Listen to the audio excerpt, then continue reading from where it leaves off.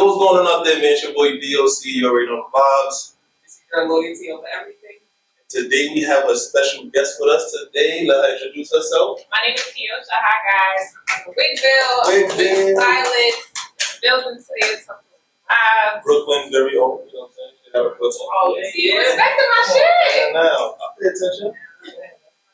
And we're going to get into a nice conversation with the WigVill today. You know what I'm saying? We're going to see where she started, where she at, and where she is going. Shout out to the WigVill. Make sure y'all follow her on Instagram and all her social media. So what's one thing that you wish people knew about the wig business? What's one thing? Like people just in general? Or maybe other entrepreneurs, people who might want to get into the hair game. Because people see it on Instagram, they see like the glitz and glam of it, Yeah. but they don't know like how real this shit get. No, it gets really real. I feel like what people say all the time, it's not oversaturated. So if you're trying to get into the wig business, it's not oversaturated. I'm really starting to realize within the last 2 years how important your take on something really is to making it. And that's in any industry, to be honest, because there's always somebody else that's doing what you're doing, but people gravitate to you based on how you do things like outside of that. So wigs is wigs. A bust down is a bust down, but people gonna come to you based on how they feel when they look at your work, how they feel when they look at your branding, how they feel when they hear you talk. It's really just about you owning your own, being confident in what it is you bring to the table. So, And correct me if I'm wrong, I'm not good too hip into the female slang Right. and all that. But how did you find your niche with like the glueless wigs? Because I know that's a big thing. That's a big thing. And it's hot right now, so if you sweating, that glue start dripping down. It's over. So like, how did you find it? Like, you know what? I'm gonna make my shit no glue. Well, I would say I wanted to do glue and glueless because I at that time I was focused on what everybody else was doing. So I wanted to do glue and glueless, and I'm from Antigua, so I went to Antigua. Shout out to Antigua. I went to Antigua and I had me a glue down, bust down, curly. I eat them up, and I get off the plane and I get to my grandfather's house, and I'm feeling, as I'm talking to him, I'm feeling the wig sliding, just sliding and sliding and sliding, and I'm like, this cannot be real. This is crazy. So I struggled. I was in Antigua, I think for like 3 weeks. I struggled with keeping my wig on. I was reapplying the glue every single day to the point where I had to turn into a half wig. It just was insane. So I promised myself from that day forward, we're done with that. Like I can't provide, in terms of integrity, I can't provide a service that I myself don't understand what's going on. It's annoying. I have bruises on my forehead from the alcohol wipes. So from then, I was just focused on glueless. Like there has to be a way for me to experience this without needing glue. Because next time I come back to Antigua, I'm not doing that. Right, So yeah, that's where it started. Okay, cool. Glueless wigs, I know what's going on. All right. You should, because we were friends for how long and I did. Glueless wigs. Period. So what's been the hardest challenge with running a business in Brooklyn? Ooh. And you get clients from all over, like NYC or like even Nah, outside of NYC? Yeah, I've had people fly in from literally call me and be like, I really want to come to you. So what time should I book my appointment? Because I'm flying in and leaving that same day. What? So I've had people come from Carolina. I've had people, a lot of my clients are from Jersey, so they'll drive down. I've had clients come from Connecticut, from Philly. Yo, shout out to everyone. Yeah, we doing this thing, dude. I ain't even gonna lie. Yeah, the girls be coming in from all That's over. what's up. Yeah. Yeah, it took me a while to even be able to say, like, nah, you really got people that come in. Yeah. For me, it's like, oh, well, they just coming for whatever. Like, you really traveling to come and sit in my chair. Like, that's crazy. No, that is fine. Yeah.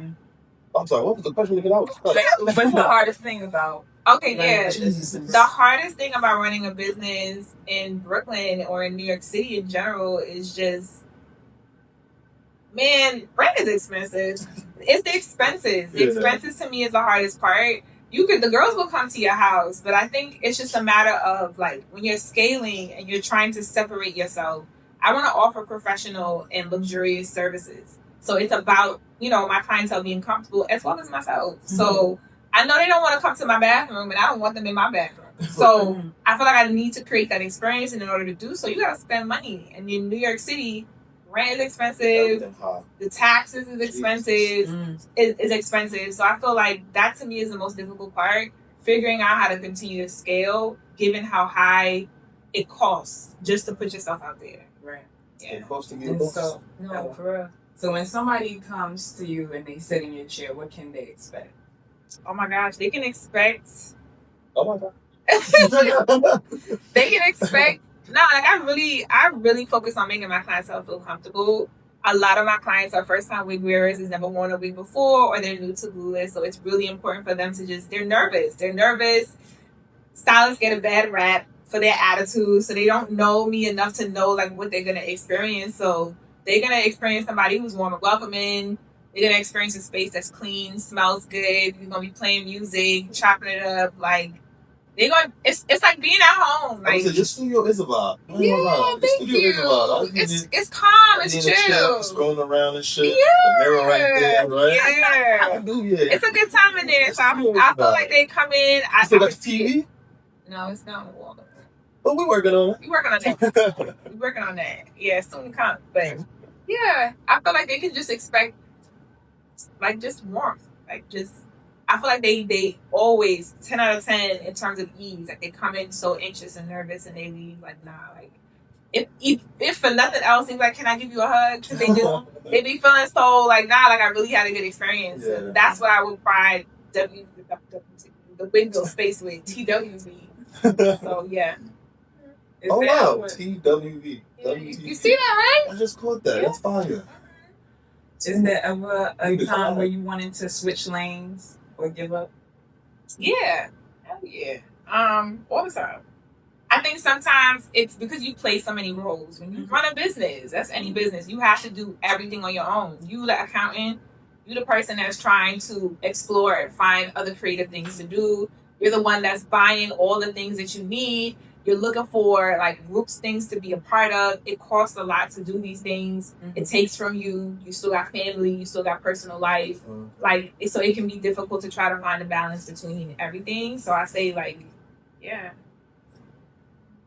So with that, how do you stay creative and stay motivated? By taking steps away. I think sometimes when you get so focused on like the hustle and you're not, I check in with myself on the burnout. So making sure that I'm not burnt out, taking breaks. When I take my breaks is when I feel like I'm my most creative because I give myself enough time to like rest, rejuvenate, so I can pour back into myself. Because when I'm burnt out, I don't know if you ever seen that Snickers commercial where there's a guy, there's a white boy in the back seat, and he got an attitude like no other. And they turn back and he's patting them out, and they're like, "Hey, you hungry? Take a Snickers bar." So that's how I feel. Like when I'm burnt out, when I'm not in my best of spaces, and I'm just trying to get through the day, I'm not grounded. I'm not in a space where I'm appreciative, grateful. I'm not feeling inspired. So when I see those things happening, that's when I gotta take some breaks, get back to myself, and then jump in. Yeah. I'm about to say, how do you stay like? So I know. Like any business you run on, like anything you do, it gets competitive after a while. Yeah. Right? So how do you stay either competitive, or you like above the competition? Like how could even with beauty, like beauty alone, I know y'all girls, y'all do nails, lashes, makeup, hair, like so like have you ever thought about like, all right, wigs is maybe not enough. Maybe I should start doing lashes too on the side or like nails or something like Absolutely that. No? So how do you stay competitive with all that? Education.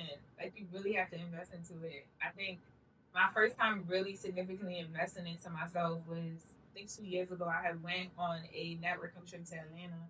Oh.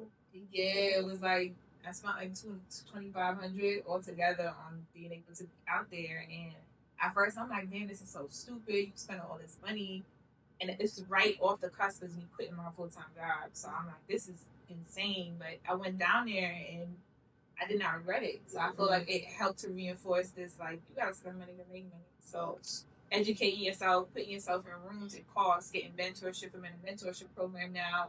So I feel like it's you have to be willing to invest into the information that you need to get to where you want to be. That's real. That's yeah. So where do you see the WigVill in the next 5 years? Yikes. Honestly, I have no clue. You ever thought about like a salon? No. No I'm salon? good off that. Actually, the amount of work that comes with that. I want ease in my life. I want to be able to give my gifts and to give to my community in a way that doesn't drain me. So I don't want that. And I don't know what it is that I do want. I just know that right now my focus is on scaling. So I'm just trying to figure out how can I grow the WigVill and support more women without burning myself out in the process, and making sure that it can continue to provide me the life that I want while I continue to give. So I'm just in a space of figuring that out now, and I'm hoping that in 5 years that may potentially take me out of New York. I'm living in a different state. I have my own house. That's the goal. Hopefully, we'll see. Whatever God got for me, I'm here for it. Nice. Yeah. Nice.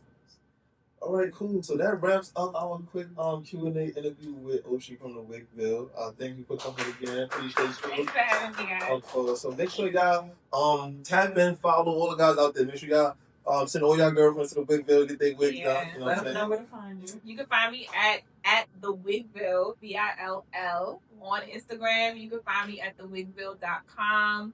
Google me, shout me out, give me a text message, email. Yep, I'm here. That was cute.